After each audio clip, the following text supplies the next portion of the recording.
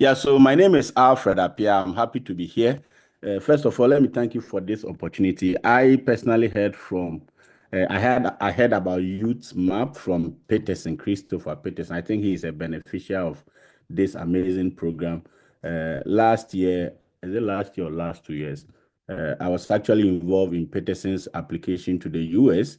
And when it got to the service fee, which is very expensive, about $360, he told me that, hey, I'm part of an organization, and I spoke to one of our leaders, and she's able to pay the service fee for me. I was very happy because studying abroad these days is very expensive, and I want to personally thank all of you, especially at YouthsMAP, the leadership and the founders for the kind of job that you are doing. I came to the United States to study. I graduated from Yale University last year.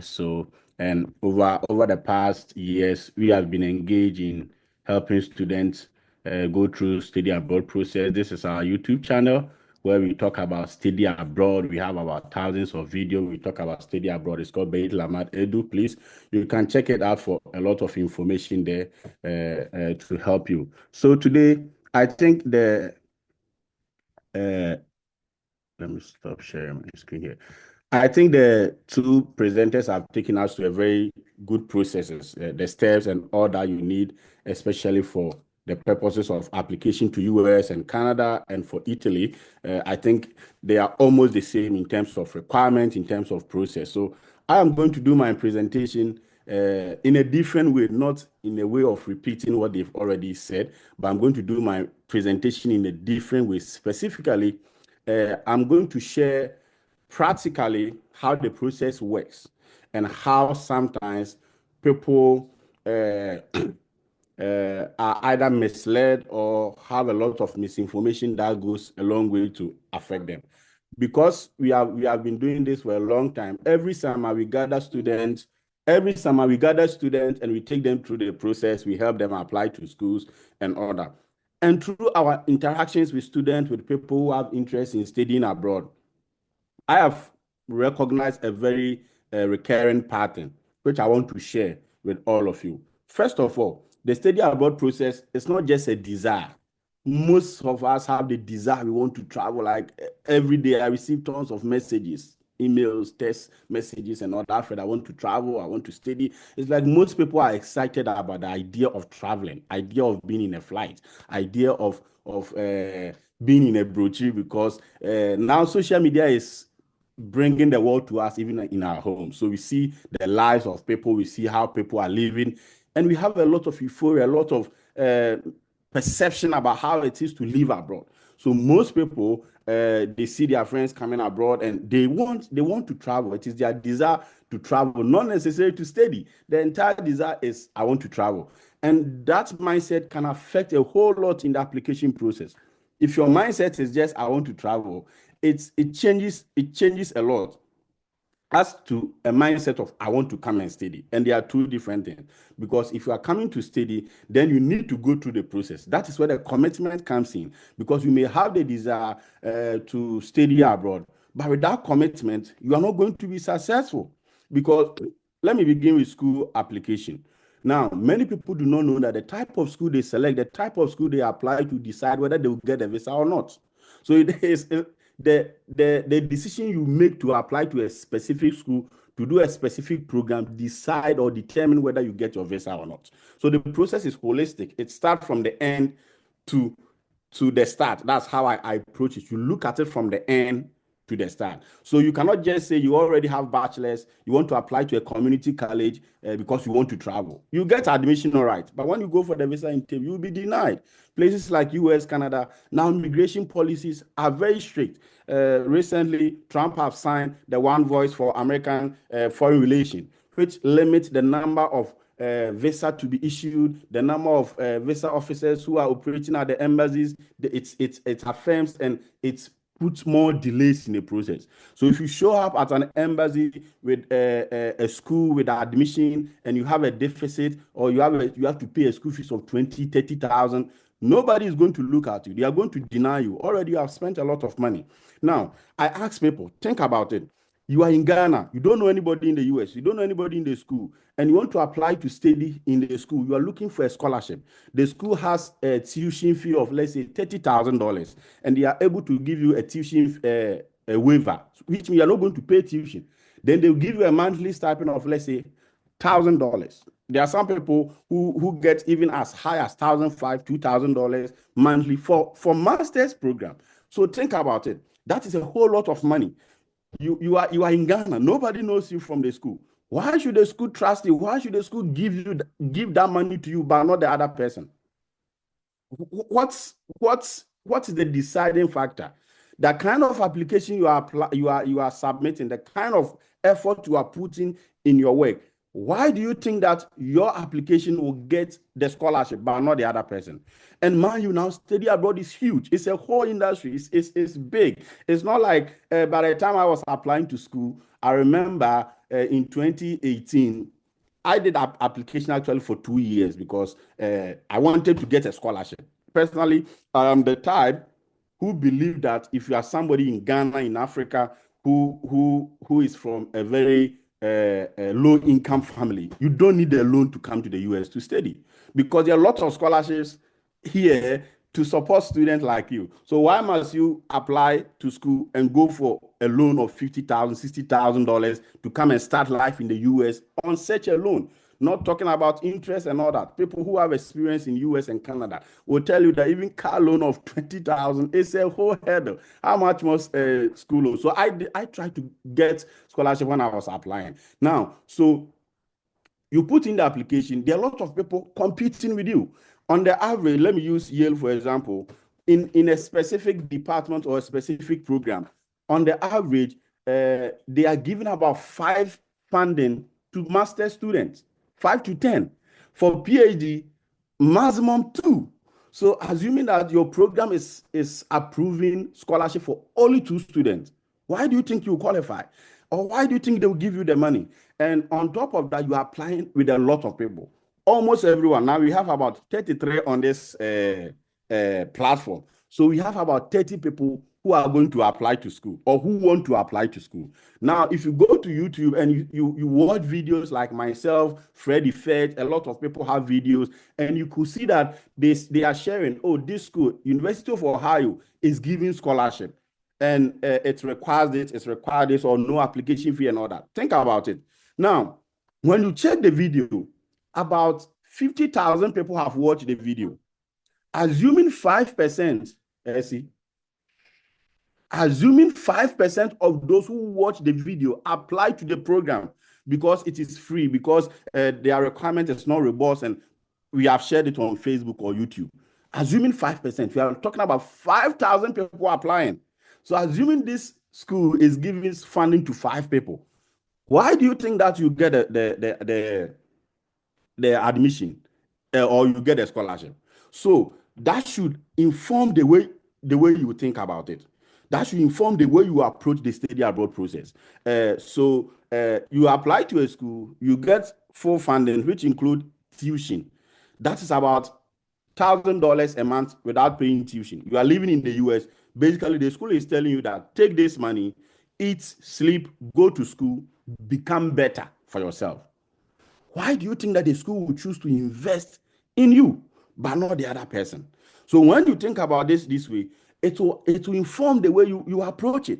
I have had a lot of students who did so well from University of Ghana, who did so well from UCC, and they send the application to somebody who had never completed even Polytechnic because the person said, I'm a visa agent. The person said, I'm a traveling agent. I'm a study abroad agent. The person even couldn't finish completing his Polytechnic education. You are a graduate from University of Ghana, first class, second class, and you are trusting somebody with education less than yours to help you apply to schools. That should inform you the way you think about it. So my understanding is that for most of us, one thing I've seen is that the reason why we don't even become successful, it's not because of the application we do, but because of how we make the application. Most graduates from Ghana, from Africa, don't even know how to write a simple email, and they're not willing to learn. When you come to our emails, you see people who have good credentials, people who have good qualification, who are looking for help, and they put every request, they put it in the chat, in the subject. Hey, Alfred, please, I want to study abroad. Can you help me? Please help me, and God will bless you. Why do you think that I need your help for God to bless me? Yeah, if you're asking for my help, why do you say help me and God will bless you? You see, we don't even know how to ask. And sometimes that is one of the major things that prevent professors from writing recommendations for us.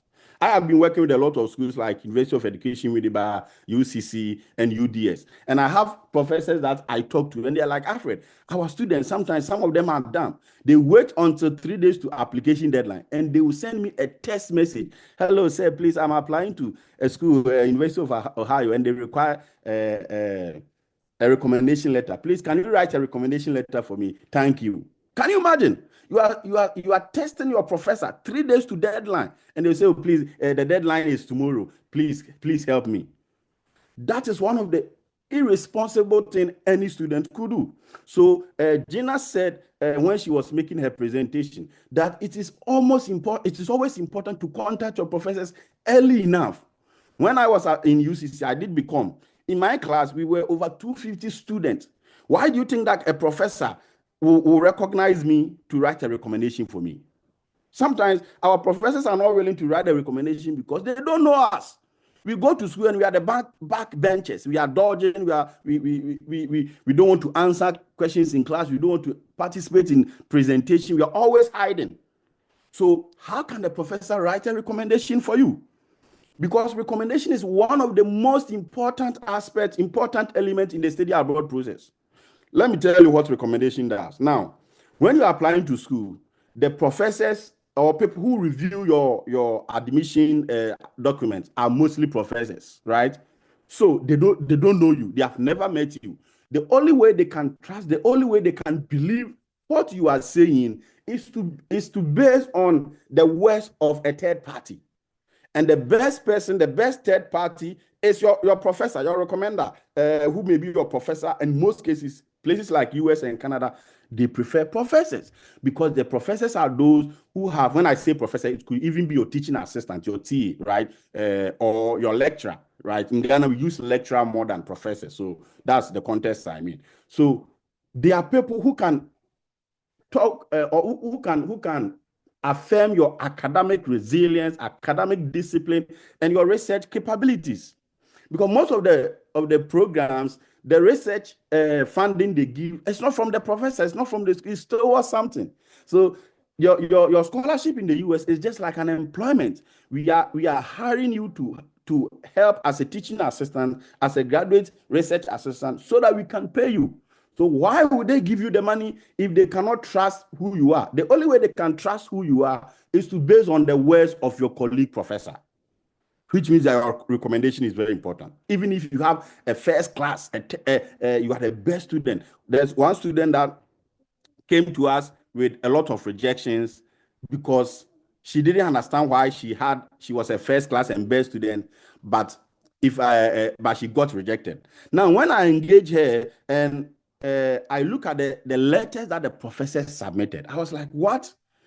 The letters that the professor submitted is a contradiction to what is on your transcript.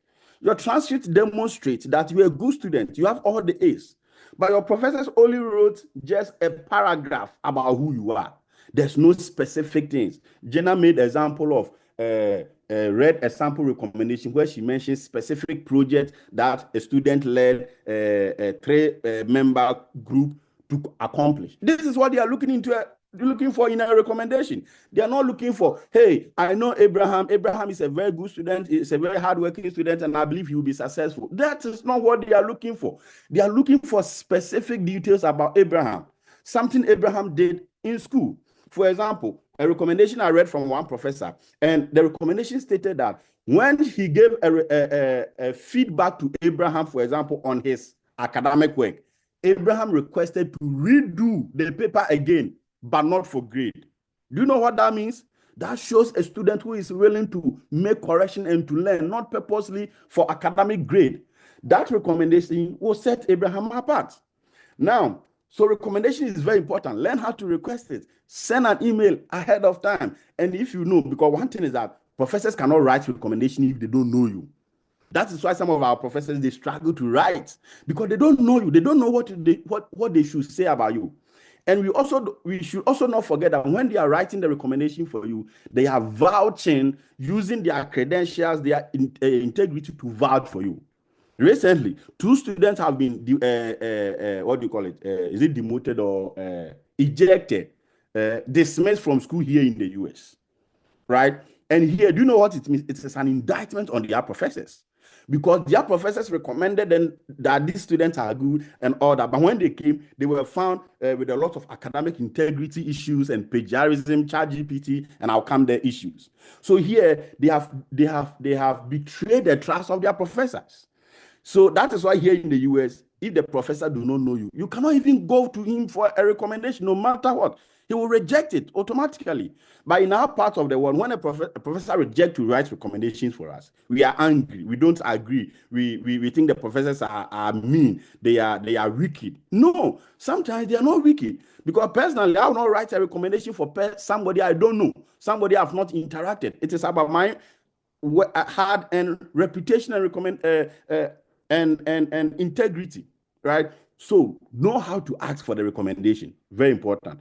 Now we come to the statement of purpose. No matter how good you are, you see, whether you are a first class student or you are a second class student, okay, your statement of purpose is important. Let me share something with you. And this person has given me the right to share. That's why. So this is our email. This is my conversation with Peterson. We started his application process somewhere in May, right? May 2023, right? And on December 7, after we have had a series of conversation, on December 7, this was the SOP he submitted. 2 SOPs. Well done. A lot of work went into these SOPs. But I'm telling you, we took over additional 3 months to finish this SOP, to read through, to rewrite it, go through and do so many things in order to get the SOP into its final shape. So why am I saying this? I'm saying this because now you said you're a first class student, but in your SOP, we find errors, we find inconsistency, we find that you use ChatGPT to write your SOP. It doesn't affirm your academic strength as demonstrated in your transcript. Also, your transcript demonstrator, you are a 3rd class student. But when we look at your SOP, you can articulately write like you are a good student. Your SOP is clear. Your SOP is strong. Then the professors will begin to be like, what is happening? Because here in the US, as Gina and NS said, sometimes it's not even about the grade. I know students who had 2nd class lower, who had full funding, because they were able to make good use of why they got the full funding, why they need to get the scholarship through their essays. Now, think about it. School application starts in August. So from August this year, the 2026 application is going to start. And in most schools, you have from August to January 15th the next year. So August, September, October, November, December, January. You have 6 months. The school have given you 6 months to write 500 words, basically 2-page essay. You have access to dictionary. You have access to samples online. You have access to your English teacher. You have access to everything. There's no invigilator. Nobody is watching you. You have 6 months to write 2-page essay. Now, after 6 months that you write and submit your 2-page essay, full of errors, full of mistakes, inconsistency, and ordinary cliche words that you use. My name is, and I will be happy to study in this school because this is my dream. That will not give you the scholarship you need. So, if you couldn't use 6 months to write a 2-page essay, why do you think that the school will believe that when they accept you into their graduate school program, you can use 2 weeks at the end of the semester, right? You can use 2 weeks to write a 20-page or a 15-page article for 4 classes each in academic semester. Why? So the kind of SOP you write determines so many things for you. But sadly, most of us don't want to pay attention to the SOP, because the truth is that a good SOP, you cannot write a good SOP unless you read good SOPs. There's nothing like a good writer. We all start from somewhere.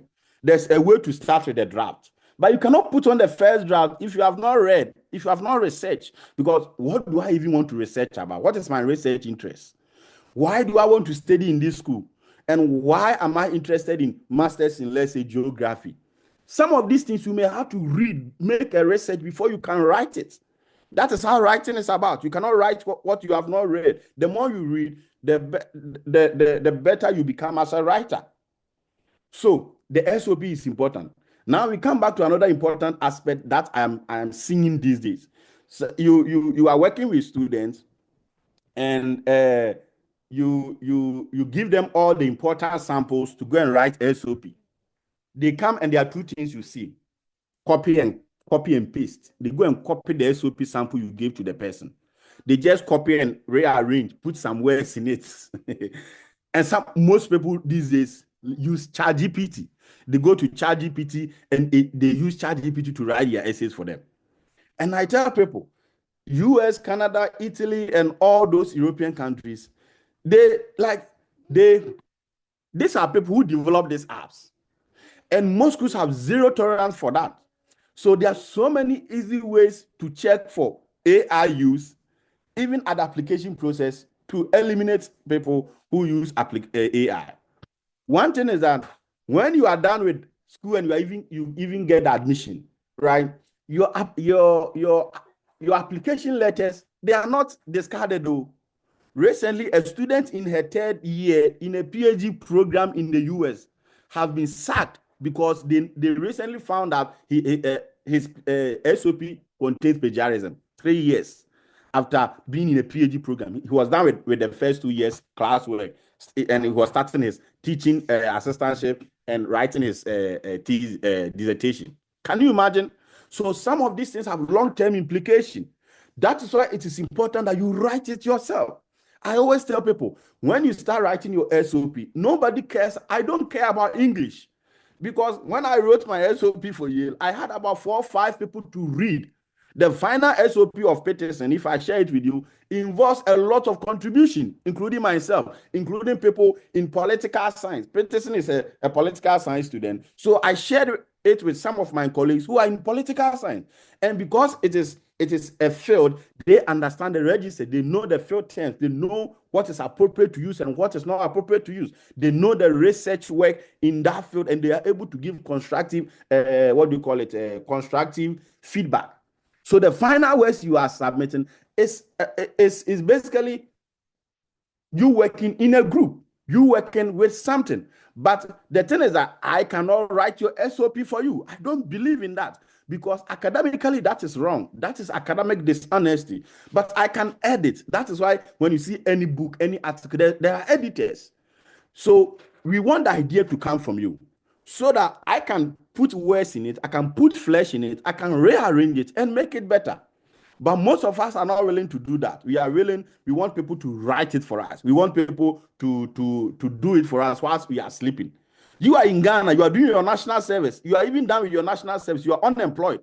You cannot sit down 2 hours a day to write an SOP. And you want me in the US working. I have a kid, I have a family, a wife. I have so many things. You want me to sit down and write your SOP for you? Just think about it. Does this make sense? And most of us also have the belief that we cannot do things by ourselves. We need to contact somebody like there's somebody magically somewhere who can do things for us. And sometimes some of these things really affect the way we approach our things. So let me quickly say 1 or 2 things, then I'll bring my presentation to an end. If you're applying to school, first of all, do some research yourselves. NS shared some resources. Gina shared some resources. There are so many ways you can do research. Stop using your phone to follow in a Schwarzenegger and Satawale beef. Use your phone productively. Stop using your phone for bed, for all these things. Use your phone productively. Recently, there are 2 students that I discontinued working with them. Now they came to me and they are very good students. So I was interested in working with them, but I realized that they came to us because they said their pastors told them that they've seen them that they are going to travel. Listen carefully. Their pastor told them that they've seen that they are going to travel. So the pastor gave them a prophecy. So based on the prophecy, they came to us. So when you give them an assignment, when you give them work to do, they were not willing to do it because they thought that pastor have seen it. So like the pastor told them, so it will come to pass. And I was telling them, I love it when Ernest brought up the Bible verse and was trying to push people to also seek the face of God, which I believe matters a lot. But through my experience, I can tell you that the grace of God comes in, the favor of God comes in when a good work has been done. Think about it again. You are a Catholic, you are Roman, you are Presbyterian, you are Afarian, whatever. You are very prayerful. I'm also prayerful. We all send our application. God loves you. God loves me. We all send our application. Now you want the favor of God is on all of us. So the deciding factor here is not favor. The deciding factor here is that who has the best work. So whilst it is always good for us to pray, for us to believe in God and so see. Somebody came to me and I was preparing this person for a visa. If I look at his application details, I'm like, no, you are not going to get this visa because one, you don't have funding. The program you are coming to do is different from your own program you did during your undergrad. And this program is more like a downgrade. So don't go for this visa interview. So oh, no. I prayed to my pastor prayed with me and I've sown a seed. So I believe in God. And he went and the visa was denied.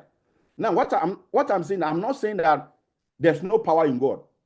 I am a Christian and I am in a process of becoming a pastor.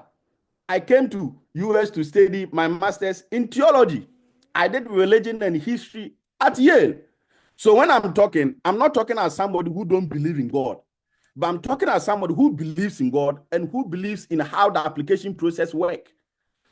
So sometimes we put our hope and trust in superiority, in prayer, that we forget to do work. We forget to work.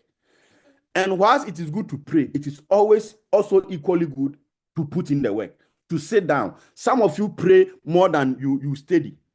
You are in school at UCC, KNUST, Legon, and you pray 4 hours a day, but you study 1 hour a day. You have mental issue. We have to go into your mind and check what is wrong. Because the world is going to a point that sometimes God is looking for people who are practically good and good Christian and who are also practically good in the world, right? So what I'm saying is that put in the work, and by putting in the work, ask the right questions. There are so many resources we have at our disposal. Use the right resources to ask the right questions. And you are happy to have this group that you can connect with. There are sometimes you just have to reach out to your leader, reach out to your founder, tell him, I want to do this, but I don't know how to do it. How do you go about it, right? So what I'm saying is that ask questions. Most of us don't want to ask questions. We want to do things, and after the things have been submitted, they come to you with questions. Email people, and when you are emailing, get somebody who can be a mentor, who can look at your emails for you. Now, there are so many resources. ChatGPT can help you write a good email. If you are writing something to your professor or something and you are not sure about the grammar, you can use ChatGPT wisely. Hey, ChatGPT, can you correct grammar in this email for me? I don't think that is wrong. I don't think that is not allowed. So that is important. Let me end on visas. And one of the important elements in every school application is visa. I see. No matter how good the process is, the visa is almost the end. So as you begin to do the school application, you have to look for schools, programs that will also increase your chances of getting visas. In the US, the same application you use to apply for school is the same application you're going to base on it to decide whether you get a scholarship or not. There's no separate scholarship, and most of the scholarships are school-centered. most of the scholarships come from the school. And there are lots of scholarships. The school you apply to matters. Most of the schools in the US, if you studied in any of our universities in Ghana, you will not need the TOEFL or the IELTS because they consider Ghana as an English-speaking country. There are some few that will want you to write the IELTS. And even for us, we have argued for a lot of students when school have written to them that they need the TOEFL. And sometimes you just have to write to the right department in the school and let them know that no, you are not required to write the TOEFL. And there's always a way to go about it. So this is what I would say, and I'll encourage everybody that since I started the study abroad journey somewhere in 2020, I haven't seen anyone who have put in the work, who have the credentials and had not been successful. I came to the US. Two of my brothers, my direct brothers, came. One is in Canada. In my hometown, Peterson is from my hometown, so he knows. In my hometown, through me, I have about 4 or 5 people who have come to the US to study, and we have thousands of people we have helped, and we help every year to come to the US or Canada to go and study. What I'm saying is that there's evidence, there's record, there's more research data to prove that when you put in the work, when you do the right thing, you'll be successful. I brought in Peterson because I realized that whenever we meet students like this, because this is the initial process, because you have not actually started the process, everything we say becomes abstract. You don't feel it. You don't feel that no, this is actually happening. But I'm telling you, next year by this time, some of you here will be receiving admission letters because you went ahead to implement some of these things that we are saying. And that is what I want you to do, to understand. When you are starting the process, there's no motivation because you don't see anything happening. There's a lot of distraction, application fees, getting to professors, and you are not hearing from them, requirements you don't meet. So some of these things naturally may discourage you. But I tell you, take it one day at a time. This is the right time. If you want to come to school next year, this is the right time. Begin to ask the questions, watch videos, email people, read about it, and start now. Always begin your SOP at least 4 months before you submit, and that will give you enough time to read through, give to other people to look at it for you. Thank you. Wow, that's really insightful. Thank you so much, Mr. Alfred, for that contribution, for adding that practicality, touch to the whole presentation. Yeah, I think one thing I've taken from the whole thing is that we don't have to be substandard. You don't just have to apply because everybody else is applying. So just put in any application at all. We have to, put in the works and make sure that whatever application we are submitting is solid. Mind you, we are not the only ones applying. We have people from different countries, putting in the same application. And so it is very important that we put in the best, and in the end, everything is going to work out for us. So thank you so much. So that brings us to the end of our presentation. And as we mentioned earlier, we have about 20 to 30 minutes for questions. And so back to our participants, if you have any, I've seen a couple of questions on the chat box, but before we go there, those on the call, if you have any question, you can raise your hands and then ask.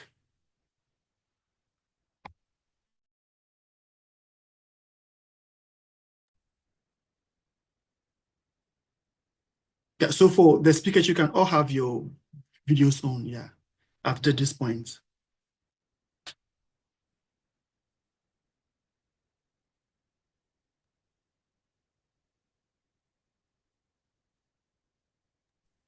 Hi, Abraham. Should I wait to be called, or because I've raised my hand? Okay, sure. Yeah, you can go ahead. Yeah. All right. Thank you so much for the opportunity. And my question has to do with the GRE and GMAT requirements.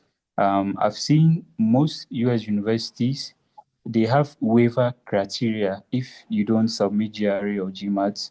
And the most recent one I've seen is you will be waived GRE if you have a GPA of 3.2 or more plus 5 years working experience. So if I choose not to write GRE, or GMAT, and I'm qualified with GPA of 3.2 and I have more than 5 years experience, I'll be qualified for that waiver. Would I be equally considered for funding opportunities as somebody who chose to submit GRE or GMAT scores?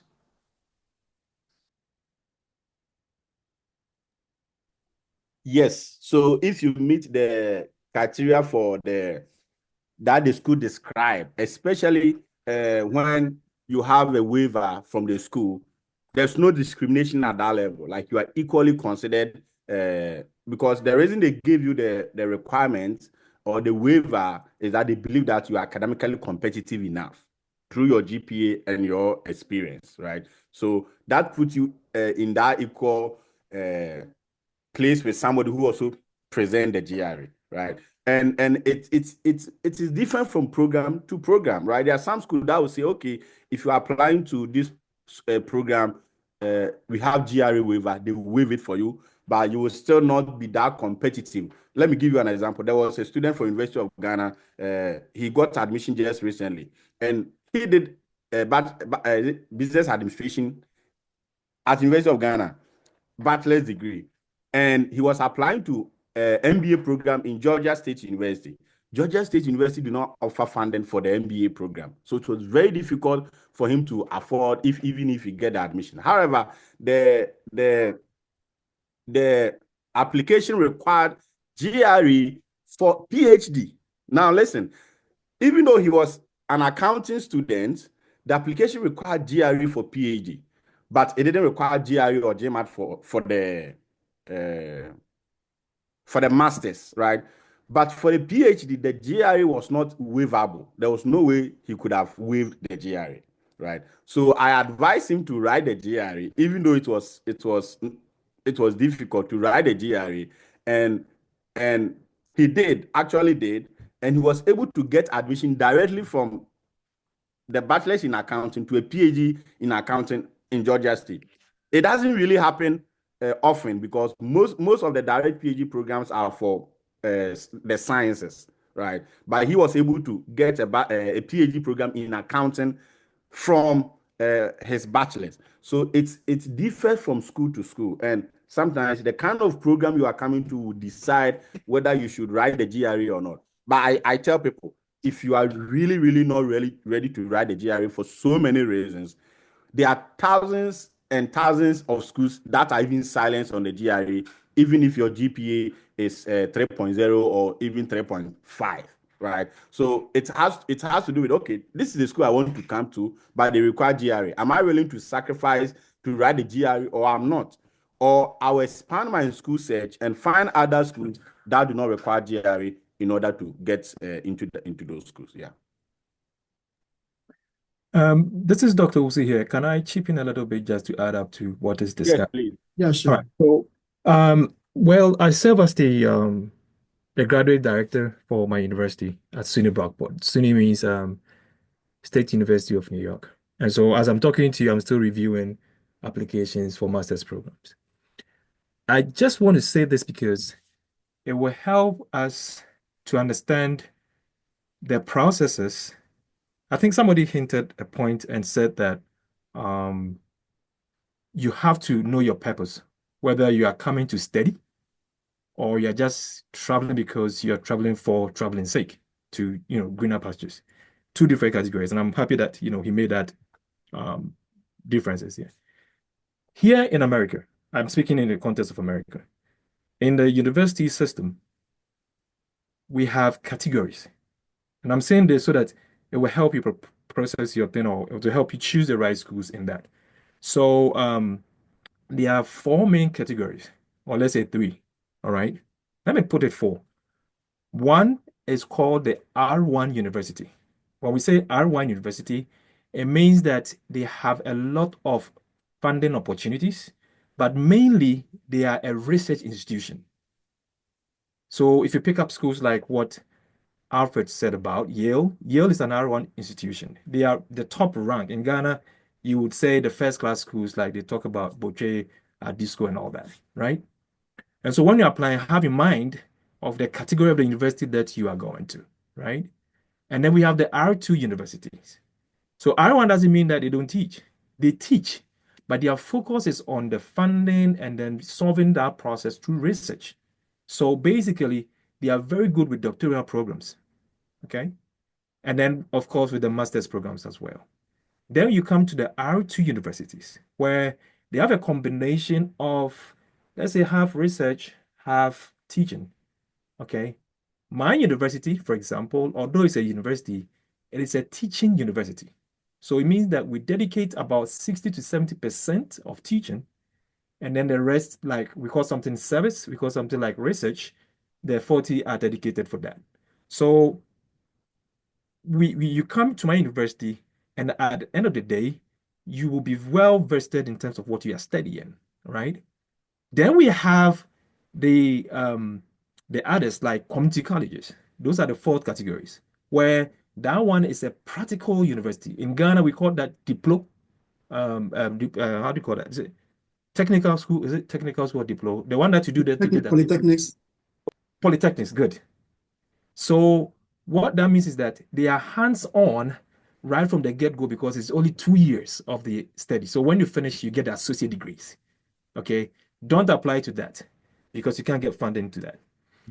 There are different ways, like you mentioned, when somebody asked the question, I think somebody just had asked a question that Appiah was addressing here, right, about the GREs. I went to a university called Towson University in Maryland. It's one of the top universities in Maryland, right? And with that said, they don't require GRE in their doctoral programs and even their master's program. Not that they're not competitive, but through research, we are realizing that the technical schools or those who have massive, knowledge in technical or practicum kind of doing stuff or studies for approach, GRE is not really, needed.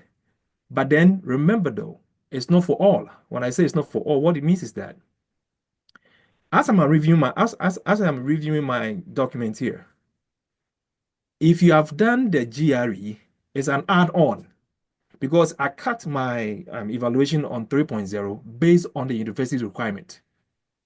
We don't do 2. If you get 2.9, forget, don't apply to my school, you won't get it.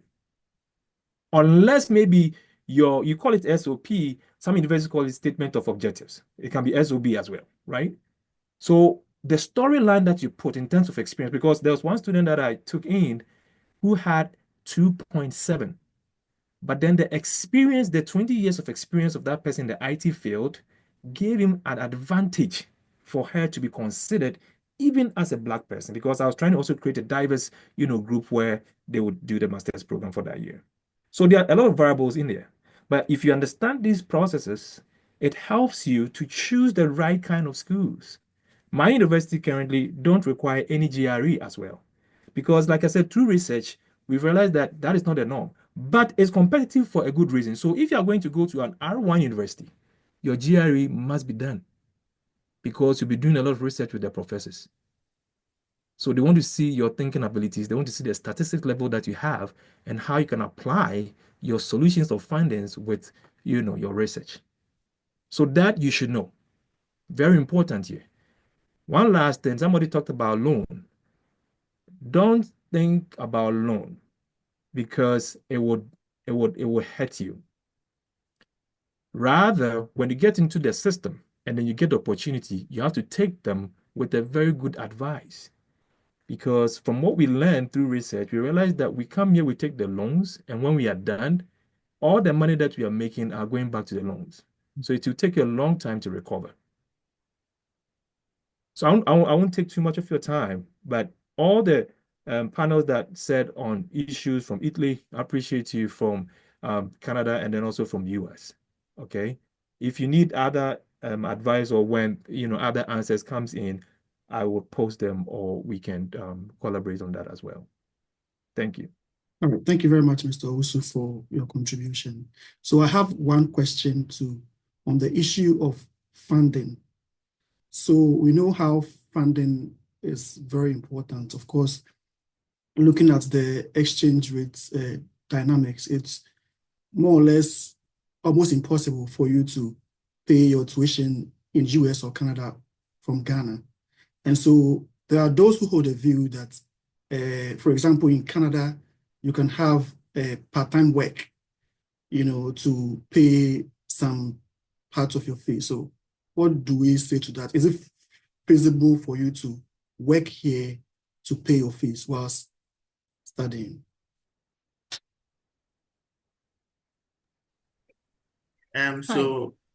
Okay, sorry.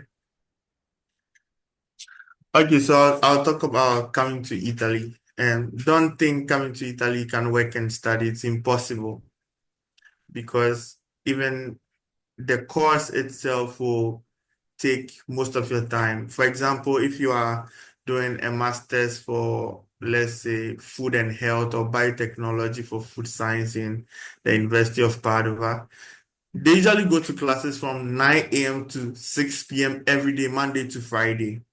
So you can't work. It's impossible. I mean, you have a lot of assignments and all that. And also, because you need a language to get a job, it's very difficult because you need to be able to speak a language to be able to secure a job. So usually we advise people to secure a scholarship is the easiest way.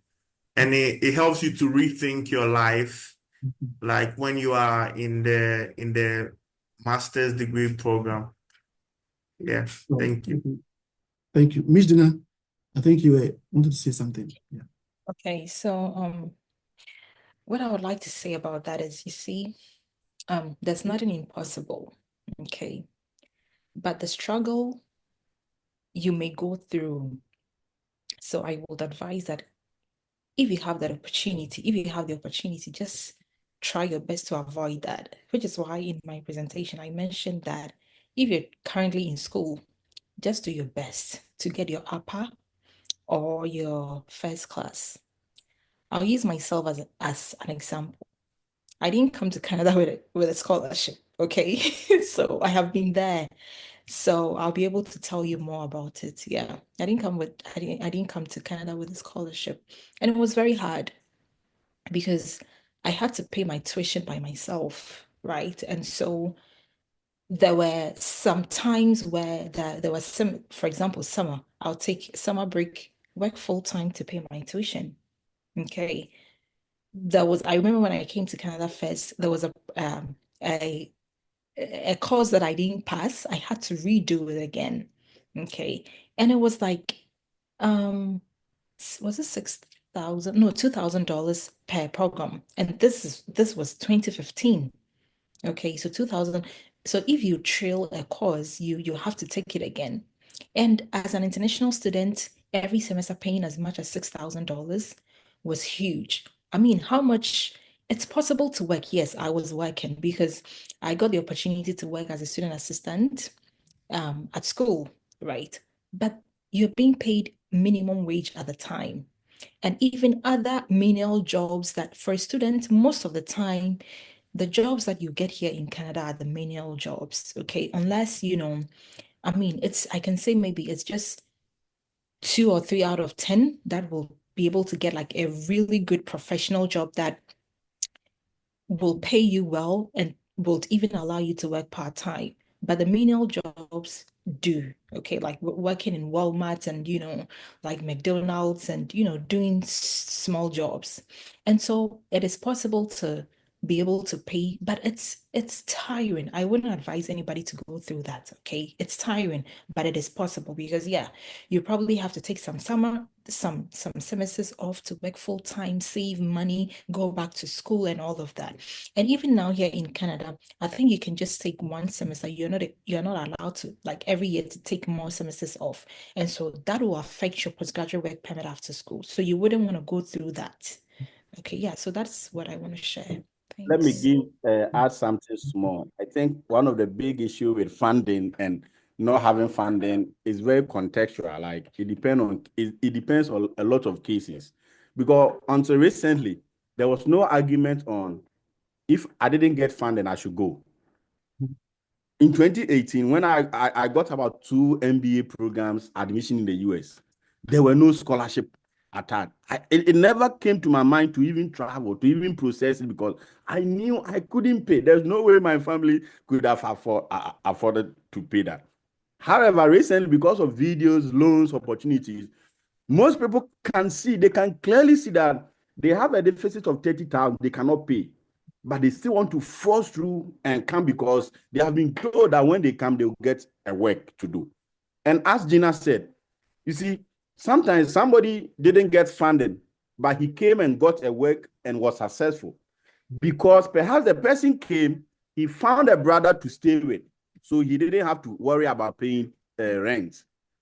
Perhaps the person, when he was coming, he had about $5,000 to make part payment of the tuition before he starts. So it depends on who you are, the situation you are in, and how sometimes you have to be sincere to yourself. Don't think I just want to travel. Be sincere to yourself. US and Canada student work pay, it's not meant to pay $20,000 tuition a year. How much is it? Even those who are actually out of school and they are working, most of them are making $20 per hour.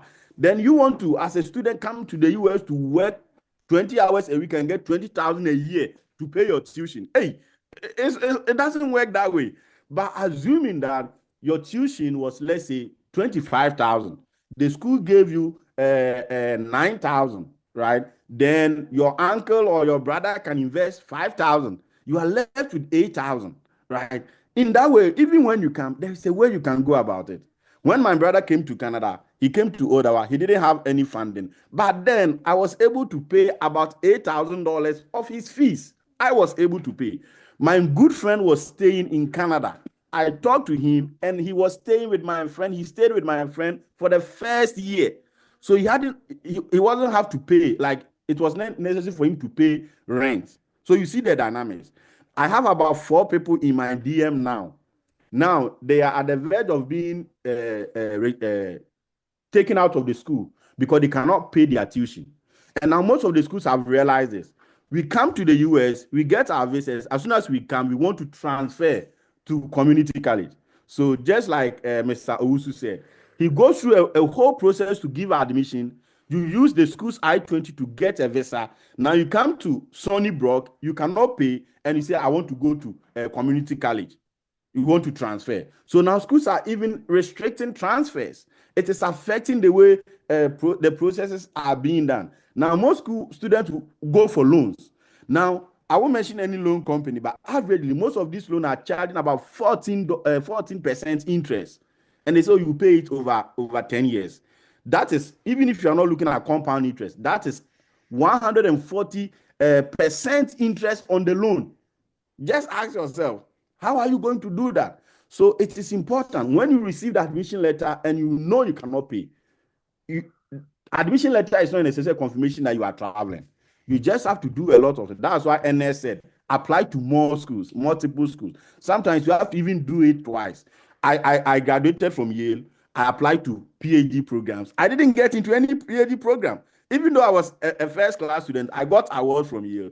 The school I wanted to get into, I didn't get admission. But I have to try again. 2017, I tried. I didn't get in. 2018, I tried. I didn't get in. I came in 2019. So it depends. You have to have a plan, because when you come here and you don't have a plan, you don't have a support system. I'm telling you, that's one thing we don't talk about. And I think going forward, when you get some of these opportunities, we should let people know the reality in the whole process. Hey, even when you are on a fully Yale, I wasn't paying tuition and all that, but I still struggled because academic work, like, it's a lot. I cannot go and work. I cannot do any other thing apart from, unless you are not coming to study. If your intent is coming to study, you must be sure that you have a support system for your tuition and your living expenses. Yeah. Wonderful contribution. If you don't mind, if I can talk to that too. So the truth of the matter is that you definitely need a support system. Okay. That one is very important. And by the way, my name is Dr. Wusu. I've passed the semester. So just to correct. Sorry, No doctor. offense. No offense. All Doctor right. is huge, so thank you. The hustle is real. So for me, the support system was my family, right? 100% of my support system was the family, even though I was married even at that time. The thing is that you definitely have to come with a mindset of being ready, because in our system, for example, even here, I can use this one because it was the same thing as my previous universities. we won't give you the full funding, 30,000 to come and pay, unless you are exceptional. When I say exceptional, we see something extraordinary that this person needs that full funding. All right. And that one is also based on the other stuff like provinces, like issues like the GREs and stuff that we talked about. If let's say the GRE score was 1,500 and you score 1,500, they might have a careful eye on you, like, wow, this is something that we like. Okay. But when you come into the system, be ready to at least 1 semester to 1 year tuition. Very important here, because once you step in the university, you can get what we call the TA or GA positions. That will give you what we call a stipend. So in my previous university, Towson University, once you get into the PhD program, they give you some form of scholarship, but they won't mention it directly that is the full scholarship, because again, we have full scholarship and we have the part, scholarship. So what it does is that they pay all your tuition within the semester for you. And then they give you a stipend of about $1,000 every month. Okay. When you add that one up, it does not add up to nothing. But this is the trick. This business, academic business, is also a business in such that we have something we call out of state tuition, and we have the in-state tuition. Every foreigner coming to the university, the reason why it's expensive is because we are rated as out of state. So literally saying the tuition is not 30,000, the tuition is 15,000, but ours is always times 2. So when you get the scholarship, they reverse you back into in-state. That way they don't lose. Do you get a trick here? So basically, they are paying for 15,000 and then giving you stipend based on the in-state, which is benefit that you get when you live in a particular region or state. Okay. And then again, like I said, if you don't have the support system, then you have to have double plans, because colleagues or friends or people that have helped as well who don't have nothing like that have to then find a way, because boarding, living room and stuff is not easy, because if you don't spend nothing for accommodation, it's not less than $500 every month. So in that case, how do you pay 500? Convert that into Ghana cedis. And that's why I think somebody had mentioned, and Alfred have mentioned that, family members from others chipping little till we get there. But the truth of the matter is that when you think about this too, you might overthink sometimes, because I said every situation is different and no situation is permanent. What does that mean? Chances are that as you are going for an interview, for example, they might deny 1, 2, 3, but when you go the same process, the same story, you get your visa. Why? It's because they also apply psychology, or they apply that kind of grace. It's like a test. One thing I learned that helped me so much not to fear about people who we think are doctors and presidents or what have you, is that they were all your colleagues at a point in time. The same English language. So why are you so scared? Faith without action doesn't yield nothing, right? So the point I'm trying to make is sometimes you have to be aggressive or be strategic in your approach when you know you need funding and stuff. There are different ways that we can encourage you to go through. And then, through that, at least you tried. It's better than not to try. But don't try this process if you don't have any serious support system. When I say support system, it could be funding even from the university, for example. I mean, Abraham can attest to that. Gina and the rest can attest to that. But I, for example, had a family system which helped me a lot.